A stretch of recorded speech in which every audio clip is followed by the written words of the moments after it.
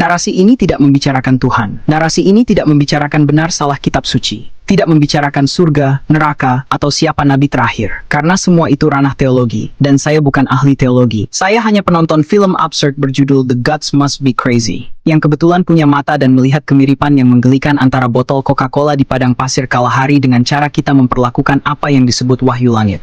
Film itu bercerita tentang sebuah botol kaca yang jatuh dari pesawat. Suku Bushmen yang belum pernah melihat kaca menganggapnya hadiah dari para dewa. Awalnya berguna, lalu jadi rebutan, lalu jadi senjata, lalu kerukunan yang sudah berabad-abad runtuh dalam hitungan hari karena sebotol benda mati yang diam membisu. Saya tidak sedang mengatakan bahwa agama-agama samawi sama dengan botol Coca-Cola, tapi saya mengatakan bahwa pola perilaku manusianya persis sama, dan pola perilaku itu tidak butuh teologi untuk dibongkar. Cukup butuh tawa getir dan kejujuran untuk mengakui bahwa kita sering lebih setia pada benda simbol daripada pada sesama manusia. Maka jika Anda menonton konten ini lalu merasa iman Anda diganggu, harap skip saja. Karena yang akan saya bahas selanjutnya bukan iman Anda, tetapi tingkah laku Anda. Dan tingkah laku Anda, sama seperti tingkah laku saya, layak untuk ditertawakan. Meskipun dalam narasi ini tokoh utamanya adalah Coca-Cola, tapi yang kita seruput adalah kopi hitam pahit. Jadi, mari kita seruput dulu kopinya.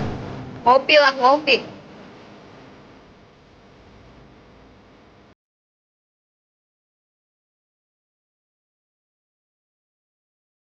Bayangkan Anda belum pernah melihat kaca, belum pernah melihat plastik, logam mengkilap, atau benda buatan mesin. Yang Anda tahu hanya kayu, batu, tulang, dan tanah liat. Lalu suatu pagi, dari langit yang biru tanpa suara mesin, jatuhlah sebuah benda bening keras berbentuk ramping. Di permukaannya ada cat merah putih dan tulisan asing. Benda itu tidak panas, tidak dingin, tidak hidup, tapi terasa begitu asing di telapak tangan. Apa yang akan Anda pikirkan? Tentu saja, ini pemberian dewa. Sebab tidak ada penjelasan lain. Anda tidak tahu tentang pesawat, pilot yang bosan, atau botol bekas yang dibuang karena muatan pesawat kelebihan berat. Anda hanya tahu benda itu datang dari atas, dan segala sesuatu yang datang dari atas dalam tradisi lisan Anda selalu suci. Itulah yang terjadi di film The Gods Must Be Crazy. Itulah yang terjadi dalam sejarah hampir setiap peradaban. Sesuatu jatuh dari langit, atau diklaim jatuh dari langit, lalu tidak ada yang berani bertanya dari mana persisnya, siapa pengirimnya, dan yang paling penting, untuk siapa sebenarnya benda itu ditujukan. Komunitas Bushmen di Kalahari hanya ber-18 orang, satu botol, 18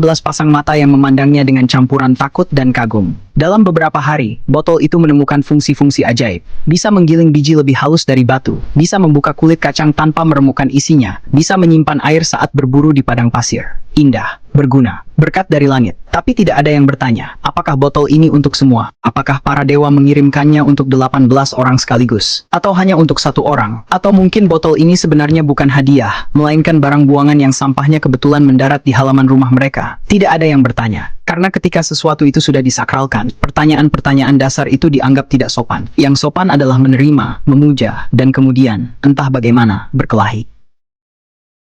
Dan disinilah letak titik paling absurd dari seluruh cerita ini. Botol tidak bisa bicara, botol tidak punya mulut, tidak punya otak, tidak punya suara. Tapi para tetua komunitas, dengan segala kebaikan niat mereka, mulai berbicara atas nama botol. Botol ini tidak jatuh begitu saja, kata seorang tetua yang paling tua. Para dewa punya maksud. Maksud apa? Tanya yang lain. Entahlah, tapi pasti ada maksudnya. Tidak mungkin benda seistimewa ini dikirim tanpa pesan. Maka mulailah pencarian pesan. Botol diam. Mereka mengamati botol selama berhari-hari. Botol tetap diam. Lalu seseorang ingat bahwa botol memiliki warna merah dan putih. Merah mungkin berarti keberanian, katanya. Putih mungkin berarti kesucian. Yang lain menunjuk bentuk botol yang ramping. Bentuk ini mengajarkan kita untuk tidak rakus, katanya. Lihat, ia ramping seperti orang yang berpuasa. Yang lain lagi menemukan bahwa botol jika ditiup di mulutnya mengeluarkan bunyi. Ini isyarat bahwa kita harus bersuara melawan ketidakadilan, serunya dengan penuh semangat. Padahal bunyi itu hanyalah bunyi botol kosong yang ditiup. Tidak ada satupun dari interpretasi ini yang datang dari botol. Semuanya datang dari kepala manusia yang tidak tahan dengan ketiadaan makna.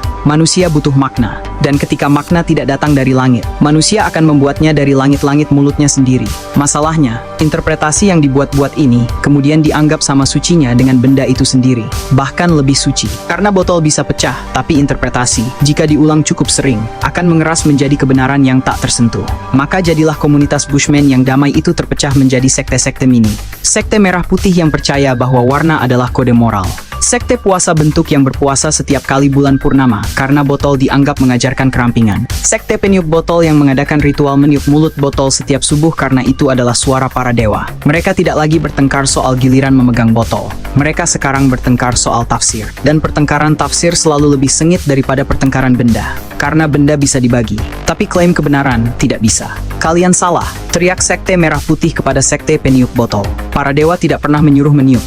Para dewa menyuruh melihat warna. Kalian yang salah, balas sekte peniup botol. Bunyi adalah yang utama. Warna hanya sampah pabrik. Botol tetap diam. Botol tidak peduli. Tapi ketiga sekte itu sudah saling melempar batu sebelum matahari terbenam. Dan yang paling ironis, tidak ada satupun dari mereka yang ingat pertanyaan paling dasar. Untuk siapa sebenarnya botol ini dikirim? Apakah untuk 18 orang bushman di padang pasir Kalahari? Atau untuk pilot pesawat yang lupa membuang sampah pada tempatnya? Mereka tidak bertanya. Karena bertanya seperti itu dianggap menghina botol. Padahal botol tidak punya perasaan. Yang punya perasaan adalah manusia yang sudah terlalu dalam menginvestasikan egonya pada sebuah benda mati. Maka berlakulah hukum besi komedi manusia. Ketika Tuhan diam, ribuan suara kecil mengaku sebagai Tuhan. Dan suara-suara kecil itu tidak pernah bisa berdamai. Karena jika mereka berdamai, mereka kehilangan alasan untuk merasa istimewa.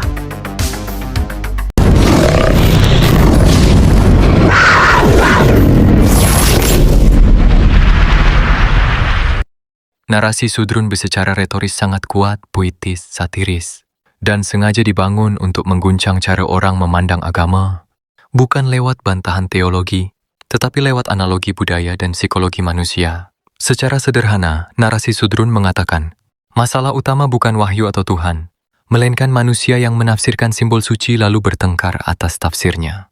Analogi botol Coca-Cola dalam film The Gods Must Be Crazy dipakai Sudrun untuk menggambarkan bagaimana benda atau simbol yang dianggap datang dari langit bisa berubah menjadi sumber konflik karena manusia memproyeksikan makna ke atasnya. Jadi fokus narasi Sudrun sebenarnya, psikologi kolektif, pembentukan otoritas, konflik tafsir, sakralisasi simbol, dan ego manusia. Narasi Sudra Gugat tersebut kelihatannya cuma membahas perilaku manusia, padahal kalau diperhatikan pelan-pelan, arah kritiknya sebenarnya jauh lebih dalam. Ia memakai botol Coca-Cola sebagai metafora untuk sesuatu yang dianggap turun dari langit. Lalu, Sudrun menggiring penonton untuk melihat bahwa manusia sering memberi makna suci pada benda, simbol atau wahyu, kemudian bertengkar atas tafsirnya. Masalahnya, analogi itu sengaja dibuat kabur. Di awal Sudrun berkata tidak sedang membahas agama atau kitab suci, tapi sepanjang narasinya, pola pikir penonton diarahkan oleh Sudrun untuk menyamakan wahyu dengan benda mati yang diam, lalu ditafsirkan manusia sesuka hati. Disitulah trik retorika Sudrun bekerja. Ia tidak menyerang secara langsung. Ia memakai humor, absurditas, kopi hitam, dan gaya reflektif, supaya kritiknya terasa seperti renungan santai. Padahal sebenarnya sedang menggoyang ide tentang kesakralan wahyu, simbol agama, dan otoritas tafsir. Jadi inti tersembunyinya dari narasi Sudrun tersebut bukan sekadar manusia suka bertengkar, tetapi lebih dekat kepada bagaimana jika yang dianggap wahyu suci itu sebenarnya hanya benda biasa yang disakralkan manusia? Dan pertanyaan itulah yang sebenarnya sedang dilempar diam-diam oleh Sudrun ke kepala penonton. Sudrun berkata dalam balik tirai kusut, katanya tidak membicarakan Tuhan. Sama seperti maling yang berkata, saya tidak sedang mencuri rumah Anda, saya hanya sedang memindahkan barang-barang dari dalamnya. Kalimat pembuka kadang memang bukan untuk menjelaskan isi pikiran. Kadang hanya untuk menenangkan penjaga pintu. Sebelum isi rumah dibongkar pelan-pelan, perhatikan trik pertama yang sangat halus dalam narasi Sudrun Gugat tersebut. Sudrun berkata, aku tidak sedang membahas benar salah kitab suci, tapi beberapa menit kemudian, kitab suci disamakan pola perlakuannya dengan botol Coca-Cola bekas yang dibuang pilot pesawat. Lucu ya guys, trik formalitas ala Sudrun. Ini seperti orang berkata, saya tidak sedang menyebut Anda bodoh. Lalu 5 menit kemudian, ia menjelaskan panjang lebar, kemiripan perilaku, Anda dengan kambing yang rebutan rumput. Secara teknis ia memang tidak menyebut, tapi arah sindirannya jelas. Dan justru disitulah kecerdikannya. Narasi seperti Sudrun tidak menyerang langsung. Ia bermain kabut, karena kabut lebih sulit ditangkap daripada batu. Maka dipilihlah film absurd, dipilihlah humor, dipilihlah kopi hitam, dipilihlah gaya santai. Sebab manusia modern lebih mudah menerima racun jika disajikan seperti puisi. Perhatikan permainan berikutnya. Ia berkata, botol diam. Manusialah yang berbicara atas nama botol. Kalimat ini terdengar dalam, padahal diam-diam ia sedang menyisipkan asumsi besar bahwa wahyu itu sama seperti benda mati tanpa pesan objektif. Nah, di sini sulap Sudrun bekerja. Karena kitab suci bukan botol kosong. Kitab suci berisi bahasa, berisi kalimat, berisi hukum, berisi perintah, berisi larangan, berisi struktur makna. Botol Coca-Cola tidak pernah berkata apa-apa kawan, sementara kitab suci justru isinya perkataan. Tapi agar analogi Sudrun bekerja, ia menggambarkan kitab suci harus diperlakukan seolah sama bisunya dengan botol. Dan penonton yang terlalu larut dalam musik narasi Sudrun biasanya tidak sadar ketika sedang dipindahkan dari logika ke atmosfer. Inilah trik satire modern. Buat analogi emosional, ulangi dengan tenang, tambahkan ironi, lalu biarkan penonton menyimpulkan sendiri. Karena kesimpulan yang lahir di kepala penonton terasa lebih jujur daripada kesimpulan yang dipaksakan terang-terangan. Perhatikan juga bagaimana Sudrun memilih contoh. Ia tidak membahas orang yang menjadi penyayang karena agama, orang yang berhenti mabuk karena agama, orang yang menolong miskin karena agama, atau masyarakat yang disatukan oleh iman. Tidak. Yang dipilih Sudrun hanya konflik, karena kamera satir selalu lebih suka merekam rumah terbakar daripada rumah yang damai. Rumah damai tidak viral, orang saling memaafkan tidak puitis. Tetangga rukun tidak cukup absurd untuk dijadikan monolog kopi hitam. Lalu muncullah trik paling menarik ala Sudrun. Tokoh Si digambarkan sebagai manusia paling bijak, karena memilih membuang botol. Kelihatannya indah, tapi coba pikir pelan-pelan kawan. Kalau semua simbol dibuang, manusia tetap akan bertengkar. Karena sumber pertengkaran bukan kitab, bukan batu, bukan botol. Sumber pertengkaran adalah ego manusia. Tanpa agama pun, manusia bertengkar karena politik. Tanpa politik manusia bertengkar karena ras. Tanpa ras manusia bertengkar karena ideologi. Tanpa ideologi manusia bertengkar karena klub bola. Manusia bahkan bisa perang hanya karena warna bendera.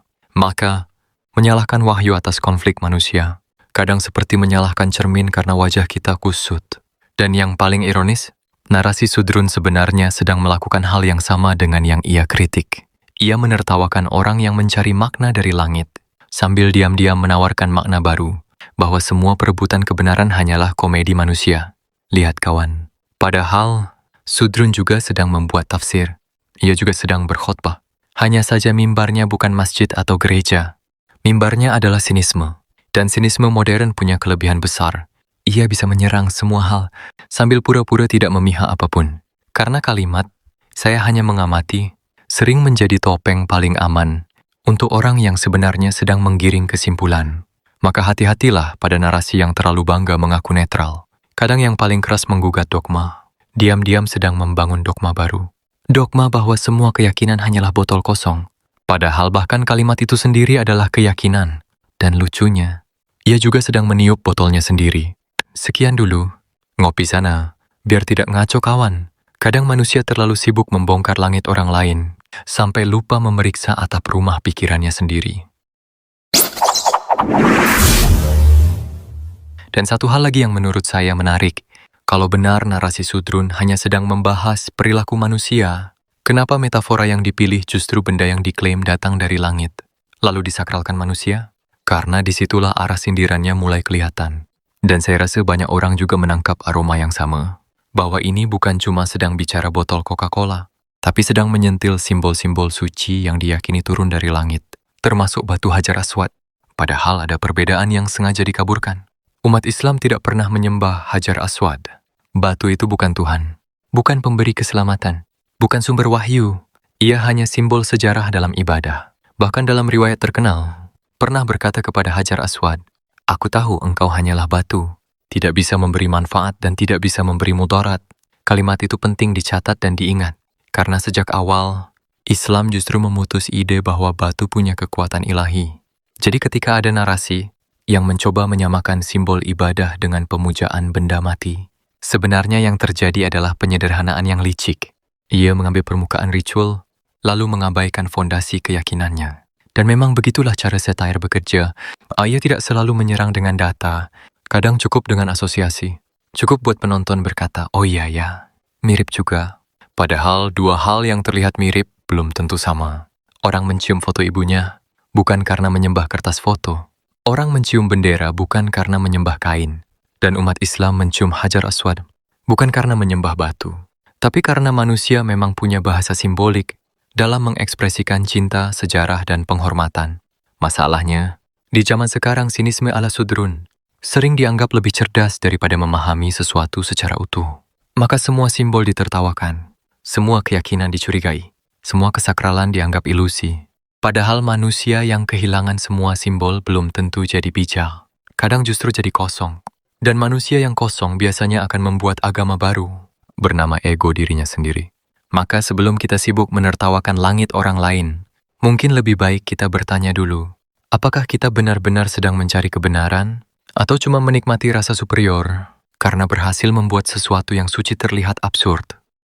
Dan kalau narasi Sudrun tersebut mau dipakai untuk menyindir simbol agama Islam, maka jangan pura-pura hanya mengarah ke satu agama saja. Karena kalau logikanya adalah manusia memberi kesakralan pada benda simbolik, maka semua agama kena. Seperti umat Kristen juga. Karena jutaan orang Kristen menangis di depan salib, mencium salib, mengalungkan salib di dada, membuat tanda salib sebelum berdoa. Padahal kayunya bukan Tuhan. Malahan, Tuhan sendiri mengutuk orang yang tergantung di kayu di salib. Dan secara logika, itu salib merupakan simbol kutukan dati Tuhan. Maka sama seperti Hajar Aswad, salib juga simbol. Bedanya hanya sejarah dan cara memaknainya. Dan lucunya, manusia modern seperti Sudrun sering merasa sangat cerdas ketika berhasil menertawakan simbol agama orang lain. Padahal simbol-simbol agama yang lain pun berdiri di atas emosi, sejarah, dan penghormatan kolektif. Itulah sebabnya saya bilang, narasi seperti Sudrun tersebut sebenarnya bukan menyerang satu agama. Ia sedang menyerang gagasan tentang kesakralan itu sendiri. Hari ini yang ditertawakan batu, besok salib, lusa kitab, setelah itu doa. Lalu akhirnya manusia menertawakan semua hal, sampai tidak ada lagi yang dianggap suci selain dirinya sendiri. Dan disitulah ironi manusia modern dimulai. Kita mengejek orang-orang zaman dulu, karena dianggap menyucikan simbol. Sambil tanpa sadar, Sudrun sendiri menyucikan ideologinya sendiri. Menyucikan tokoh politik, menyucikan selebritas, menyucikan logo, menyucikan uang, bahkan menyucikan ego sendiri. Karena manusia memang makhluk penyembah. Kalau bukan Tuhan, ya dirinya sendiri. Maka hati-hatilah dengan satire, yang terlalu sibuk membongkar keyakinan orang lain. Kadang ia tidak sedang mengajak berpikir, kadang ia cuma sedang mengajari manusia untuk kehilangan rasa hormat terhadap semua hal. Dan ketika semua hal kehilangan kesakralannya, biasanya yang tersisa bukan kebijaksanaan, melainkan kehampaan yang pintar berbicara. Sekian dulu video dari saya. Kurang lebihnya, saya mohon maaf. Dukung terus channel Ayah Alif Official. Akhir kata dari saya, wassalamualaikum warahmatullahi wabarakatuh.